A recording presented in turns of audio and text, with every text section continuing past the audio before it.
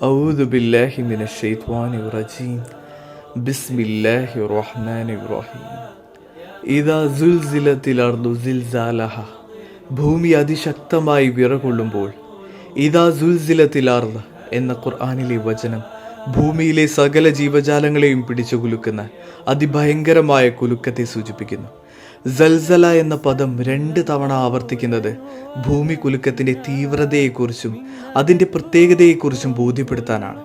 അങ്ങനൊന്നും അതിനു മുൻപോ അതിനുശേഷമോ ഒരിക്കലും സംഭവ്യമല്ല. മനുഷ്യ മനസ്സുകളുടെ ഭാവനകൾക്കോ ചിന്തകൾക്കോ ആ ഭയാനകതയെ ഉൾക്കൊള്ളാൻ കഴിഞ്ഞെന്ന് വരില്ല. വഅഖ്റജത്തിൽ-അർളു അത്ഖാലഹ, ഭൂമി അതിൻ്റെ ഭാരങ്ങളെ പുറന്തള്ളുമ്പോൾ.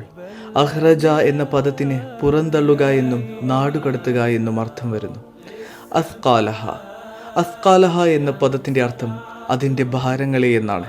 അള്ളാഹു പറയുന്നു, സകല ഭാരങ്ങളെയും പേറുമ്പോൾ ഭൂമിക്ക് തന്നെ നിശ്ചയമുണ്ട്, ഒരു നാൾ ഞാൻ ഇതെല്ലാം പുറന്തള്ളുമെന്ന്. ഇതിൽ നിന്നെല്ലാം ഭൂമി മുക്തമാക്കപ്പെടുമെന്ന്.